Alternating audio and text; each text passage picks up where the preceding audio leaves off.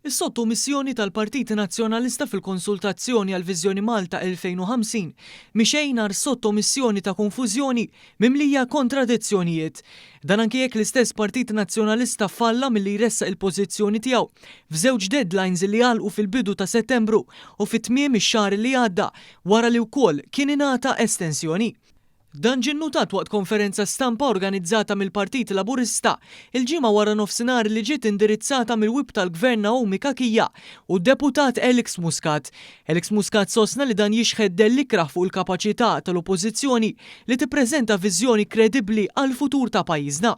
Dan waqt li nagħti l-sottomissjoni li fiha biss 29 rikomandazzjoni b'150 sentenza ġeneriċi b'nofshom akkumpanjati minn ritratti iżjed milli kontenut.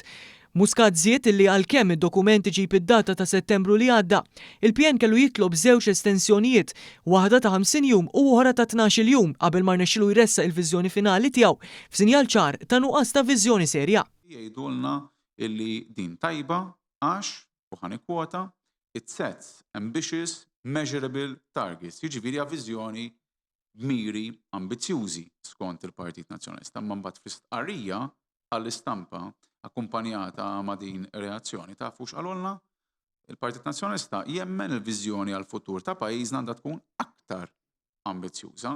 Ġifieri tajba imma mbagħad f'paġna 6 issib l-iswed fuq l-abjad illi lilhom stess isostnu economic and social targets are ambitious yet potentially unrealistic.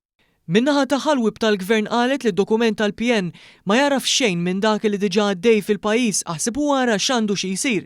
Tenniet li d-dokument jidher li nħaddem baġla kbira mingħajr ma jagħti stampa ċara ta' fejn irid imur il-pajjiż.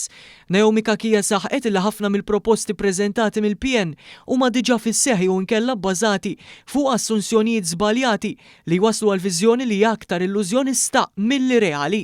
Alex Borg dejjem jiftaħar illi huwa il-Prim Ministru ta' Għawdex.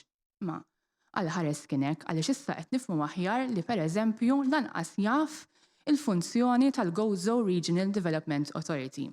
F'paġna 15, ir-reazzjoni tal-Partit Nazzjonalista issemmi il-bżonn to introduce statutory Gozo impact assessments for all major policies and permits. Itemmettejt li l-kap tal-Oppożizzjoni la kien jafu lanqas ħadd ma qallu li tali proċess jinsab diġà fis-seħħ permezz ta' kapitlu 600 tal-liġi. U din l-inkompetenza kollha nazzjonalista iżjed tikber ir-responsabilità fuq il-Partit Laburista mill-Gvern li jaħdem bis-saħħa u baqal favur pajjiżna.